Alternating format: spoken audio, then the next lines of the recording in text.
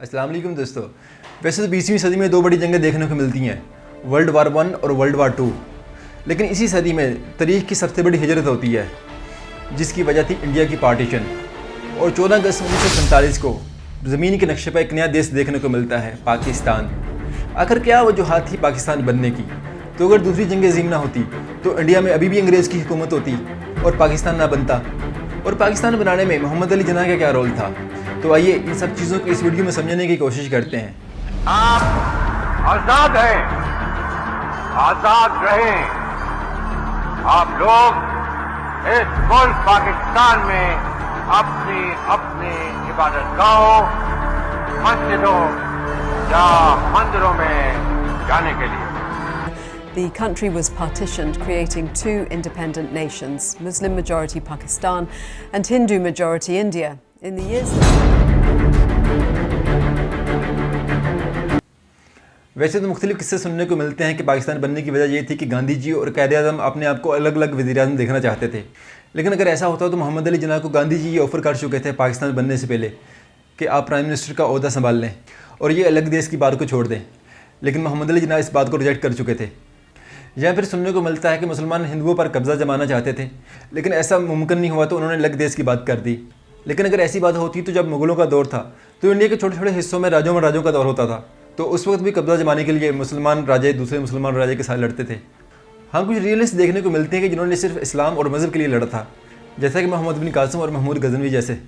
लेकिन अगर हम इन कहानी को साइड पे रखें और असल बात की तरफ आएँ कि पाकिस्तान बनने की आखिर असल वजह क्या थी, तो वो थी दो कौमी नज़रिया, जिसमें क्या था कि हिंदू और मुसलमान एक अलग अलग कौम है।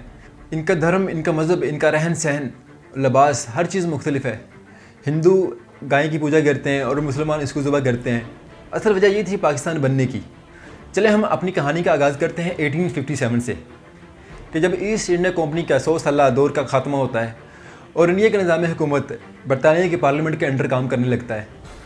और इसके साथ ही 1858 का एक्ट पेश किया जाता है, जिसके तहत ईस्ट इंडिया कंपनी के डायरेक्टर का खात्मा किया जाता है और हिंदुस्तान का निज़ाम चलाने के लिए 15 रुकनी काउंसिल ऑफ जनरल कायम किया जाता है। उसके साथ ही secretary of state of India का ऑफिस कायम किया जाता है और ये ऑफिस बरतानिया की कैबिनेट को जवाबदेह होगा। और इसके अलावा इंडिया नेशनल कांग्रेस जैसा अदारा कायम किया जाता है, जिसका मकसद होता है कि हुकूमत को इंडिया के मसाइल की तरफ तवज्जो दिलवाना और हुकूमत की कारकर्दगी पर तनकीद करना। और यहाँ से दौर शुरू होता है इंडिया की सियासत का।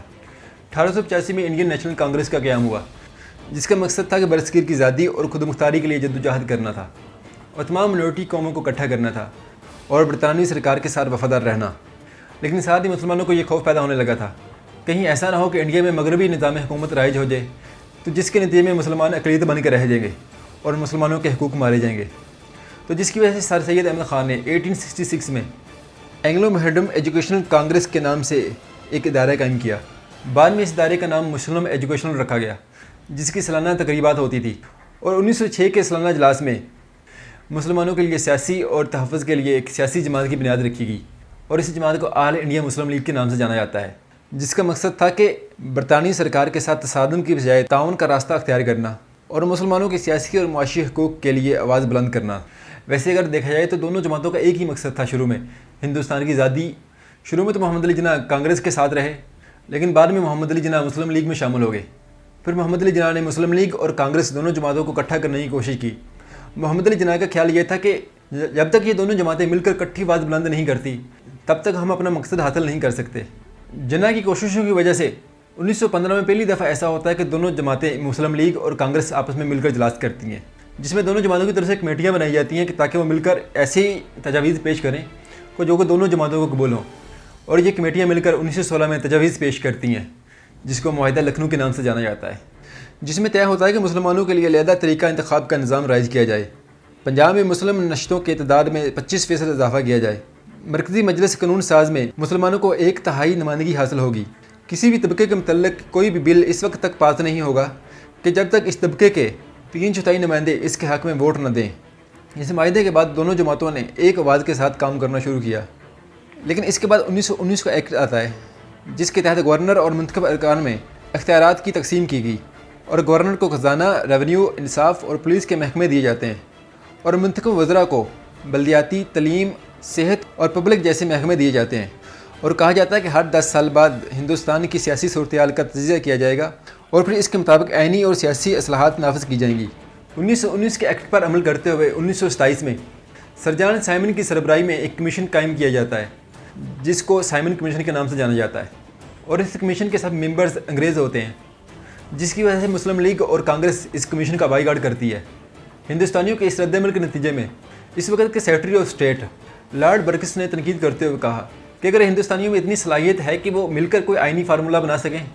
اس چیلنج کے نتیجے میں 1928 میں آل انڈیا کانفرنس بلائی جاتی ہے، اور اس کانفرنس میں موتی لال نہرو کی سربراہی میں ایک کمیٹی بنائی جاتی ہے جس کو آئینی سفارشات مرتب کرنے کا کام ملتا ہے۔ 1929 میں یہ کمیٹی رپورٹ پیش کرتی ہے جس کو نہرو رپورٹ کے نام سے جانا جاتا ہے۔ اس رپورٹ کے مطابق ہندوستان کو سیلف گورننگ ڈومینین بنانے کی سفارش کی جاتی ہے، سیپریٹ الیکٹوریٹ کی بجائے مخلوط الیکشن کی سفارش کی جاتی ہے۔ اس رپورٹ میں مسلمانوں کے لیے طے شدہ ویٹیج کے اصول کو انحراف کیا جاتا ہے، جس کے تحت مسلمانوں کو اپنی آبادی کی تناسب سے زیادہ سیٹیں دی گئی تھیں، لیکن یہاں پر مسلم لیگ اس نہرو رپورٹ کو رد کرتی ہے اور قائد-اعظم اپنے 14 نکاتی ایجنڈا پیش کرتے ہیں جس کو 14 نکات کے نام سے جانا جاتا ہے۔ ابھی یہاں پر مسئلہ یہ ہوا کہ سائمن کمیشن کا بائیکاٹ کیا گیا اور جو نہرو رپورٹ تھی وہ مسلم لیگ نے رد کر دی، جس کی وجہ سے ان مسائل کو حل کرنے کے لیے لندن میں 3 گول میز کانفرنس رکھی گئی۔ پہلی گول میز کانفرنس 12 نومبر 1930 میں لندن میں ہوتی ہے۔ کانگریس اس کانفرنس کا بائیکاٹ کرتی ہے، لیکن مسلم لیگ جس میں محمد علی جناح، محمد علی جوہر اور سر آغا اس کانفرنس میں شرکت کرتے ہیں، اور فیصلہ ہوتا ہے کہ ہندوستان میں وفاقی نظام حکومت رائج کیا جائے۔ اس کے بعد دوسری گول میز کانفرنس 7 ستمبر 1931 کو شروع ہو کر 1 دسمبر کو ختم ہوتی ہے۔ دوسری گول میز کانفرنس میں کانگریس کی جانب سے مہاتما گاندھی شرکت کرتے ہیں، اور کانگریس کی طرف یہ کہا جاتا ہے کہ الگ انتخابات کی کوئی ضرورت نہیں، جبکہ مسلم لیگ کی طرف سے الگ انتخابات کا مطالبہ تھا، جس کی وجہ سے بنیادی مسائل پر اتفاق رائے تو نہ پیدا ہو سکا، جبکہ سندھ اور شمال مغربی سرحد کو صوبوں کا درجہ دینے پر اتفاق رائے ہو گیا۔ اس کے بعد 17 نومبر 1932 میں تیسری گول میز کانفرنس رکھی جاتی ہے، لیکن ہندوستان میں سب جماعتیں اس کانفرنس کا بائیکاٹ کرتی ہیں، جس کی وجہ سے بغیر کسی نتیجے پر پہنچے یہ کانفرنس ختم ہوتی ہیں۔ لیکن برطانوی سرکار ساتھ ہی کمیونل وارڈ جاری کرتی ہیں، جس میں مسلمانوں اور دوسری منورٹی قوموں کو سیپریٹ الیکٹوریٹ کا حق دیا گیا۔ اس کے بعد 1935 میں برطانیہ کی طرف سے ایک ایکٹ لایا گیا، اور یہ ایکٹ برطانیہ کی پارلیمنٹ سے ہوتے ہوئے قانون بن گیا، لیکن یاد رہے کہ اس ایکٹ کو پاکستان بننے کے بعد بھی فالو کیا گیا تھا، کیونکہ یہ فیصلہ کیا گیا تھا کہ جب تک پاکستان کا کوئی آئین نہیں بنتا تب تک 1935 کے ایکٹ کو فالو کیا جائے گا۔ اس ایکٹ کے تحت وفاقی نظام حکومت رائج کیا گیا، صوبوں کے اختیارات میں اضافہ کیا گیا، صوبوں کا نظام حکومت صوبوں کے منتخب حکومتوں کے حوالے کیا گیا، ہر صوبوں میں منتخب نمائندوں پر مشتمل کونسل آف منسٹرز بنائی گئی، گورنر کو کونسل آف منسٹر کے فیصلوں کا پابند بنا دیا گیا، اور 3 نئے صوبے سندھ، سرحد اور ارچیہ قائم کیا گیا، جس کے بعد ٹوٹل صوبوں کی تعداد 11 ہوگی۔ 1935 کے قانون کے تحت 1937 میں الیکشن ہوتے ہیں، جس کے نتیجے میں کانگریس 11 میں سے 8 صوبوں میں حکومت بنانے میں کامیاب ہوتی ہے۔ اس کے مقابلے میں مسلم لیگ کوئی بھی صوبے میں حکومت نہیں بنا پاتی، لیکن کانگریس کا 1937 سے لے کر 1945 تک کا دور مسلمانوں کے لیے صحیح ثابت نہ ہو سکا۔ مسلمانوں کے جذبات کے ساتھ کھیلا گیا، جن کا ان کو پہلے ہی ڈر تھا۔ مسلمانوں کے حقوق مارے گئے، ان کو اقلیتی بنا کر رکھا گیا۔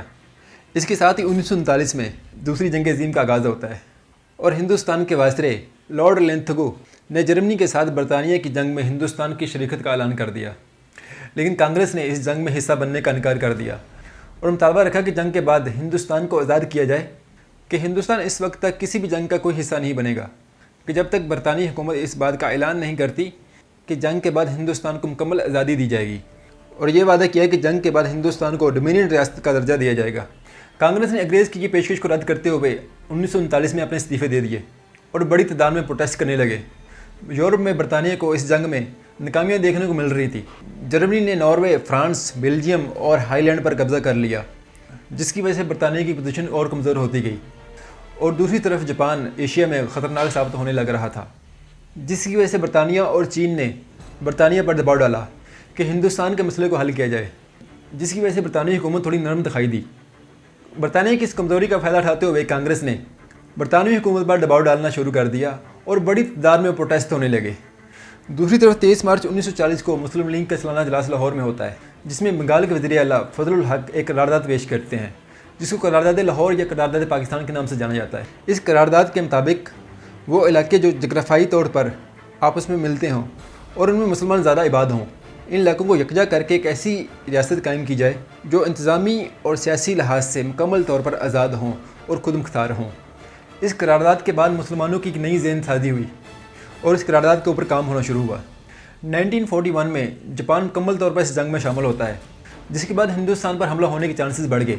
برطانیہ یہ جانتا تھا کہ ہندوستان کی مدد کے بغیر اس جنگ کو نہیں جیتا جا سکتا، اس لیے برطانیہ نے ہندوستان کے مسائل کا آئینی تلاش حل کرنے کا آغاز کیا اور نتیجے میں مارچ 1942 کو سر اسٹیفورڈ کرپس کی سربراہی میں ایک وفد ہندوستان بھیجا، جو کہ کرپس مشن کے تجویز کے نام سے جانا جاتا ہے، جس کے مطابق جنگ کے بعد ہندوستان کو ڈومینین کی حیثیت سے خود مختاری دی جائے گی۔ جنگ کے بعد انتخابات کروا کر آئین ساز اسمبلی قائم کی جائے گی۔ ملک کا آئین وفاقی ہوگا، صوبوں کو اختیار ہوگا کہ وہ مل کر نیا وفاق بنا سکیں گے۔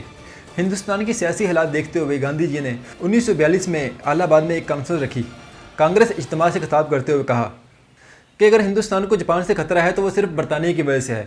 اگر برطانیہ ہندوستان سے چلا جاتا ہے تو جاپان اور ہندوستان کی کوئی لڑائی نہیں، اور اگر برطانیہ ہندوستان سے چلا جائے تو یہ خطرہ ٹل سکتا ہے۔ گاندھی جی کے اس خطاب کے بعد ایک تحریک کا آغاز ہوتا ہے کہ ہندوستان چھوڑ دو، جس کے بعد ہندوستان میں بہت بڑے بڑے پروٹیسٹ دیکھنے کو ملتے ہیں اور قانون توڑے جاتے ہیں۔ اس کے بعد اگست 1945 میں دوسری جنگ عظیم کا اختتام ہوتا ہے۔ برطانیہ اور اس کے اتحادیوں کو فتح حاصل ہوتی ہے، لیکن جنگ کی تباہ کاریوں کی وجہ سے برطانیہ اتنا کمزور ہو چکا ہوتا ہے کہ وہ ہندوستان میں اپنا تسلط برقرار رکھنے میں کامیاب نہیں رہتا، اور برطانیہ کی طرف سے راستے ڈھونڈے جاتے ہیں ہندوستان چھوڑنے کے۔ برطانیہ شملہ کونسل کی بنیاد رکھتا ہے اور جس میں ایک انتظامی کونسل بنائی جاتی ہے، جس میں یہ طے ہوتا ہے کہ اس کونسل میں کوئی بھی انگریز شامل نہیں ہوگا۔ اس کونسل میں ہندو اور مسلمان ارکان کی تعداد برابر ہوگی۔ اس کانفرنس میں مسلم لیگ کی طرف سے محمد علی جناح، لیاقت علی خان اور خواجہ نظام الدین شرکت کرتے ہیں، اور کانگریس کی نمائندگی گاندھی جی، مولانا ابو کلام آزاد اور خضر حیات ٹوانہ کرتے ہیں، جس کی وجہ سے کچھ حالات بہتر ہوئے اور دسمبر 1945 میں الیکشن کروائے گئے۔ لیکن مسلم لیگ نے 2 پوائنٹس پہ الیکشن لڑا۔ مسلم لیگ مسلمان ہند کی واحد نمائندہ جماعت ہے۔ تقسیم ہند اور قیام پاکستان ہی مسلمانوں کے مسائل کا واحد حل ہے، جبکہ کانگریس نے ہندوستان میں تمام اقلیتوں اور ہندو اکثریت کی نمائندہ جماعت کی صورت میں پیش کیا۔ جنوری 1946 میں نتائج آتے ہیں تو مسلم لیگ مرکزی مجلس قانون ساز کے لیے مخصوص 100% سیٹیں حاصل کر لیتی ہے اور مسلمانوں کی واحد نمائندہ جماعت بن کر سامنے آتی ہے، اور صوبائی اسمبلیوں کے لیے مخصوص 492 سیٹوں میں سے 428 سیٹیں حاصل کرتی ہیں، جس کی وجہ سے سیاسی سرگرمی اور بڑھ گئی۔ برطانیہ نے ان مسائل کو حل کرنے کے لیے 3 رکنی ہندوستانی وفد بھیجا اور کمینہ مشن تجویز دی۔ جب کمینہ مشن کی تجویز پر بھی عمل نہ ہو سکا تو برطانوی حکومت نے ہندوستان کی تقسیم کا اصولی فیصلہ کر لیا۔ فروری 1947 میں برطانوی وزیر اعظم نے ہاؤس آف کامن سے خطاب کرتے ہوئے کہا کہ برطانیہ جون 1948 سے پہلے ہندوستان سے نکل جائے گا۔ اس مقصد کے لیے لارڈ ماؤنٹ بیٹن کو ہندوستان کا آخری وائسرے بنا کر بھیجا، اور 3 جون 1947 کو انہوں نے تقسیم ہند کا اعلان کر دیا، اور جس کے نتیجے میں 14 اگست 1947 کو پاکستان وجود میں آیا۔ دوستو، آپ اس کہانی سے کیا سمجھے ہو کہ پاکستان کیوں بنا؟ کمنٹ کر کے اس ویڈیو میں اپنی ضرور رائے دیں۔ لیکن اگر میں اپنی رائے دیتا ہوں تو میں سمجھتا ہوں کہ اگر مسلمانوں کی اقلیت کا مسئلہ نہ ہوتا ہندوستان میں اور برابر حقوق دیے جاتے تو کبھی بھی یہ پارٹیشن کا عمل نہیں آتا اور برصغیر اس دنیا کے نقشے میں بہت بڑی طاقت بن کے ابھرتا۔ ویڈیو اچھی لگی تو لائک کریں، سبسکرائب کریں اور اپنی رائے کمنٹ میں ضرور دیجیے گا۔ اللہ حافظ۔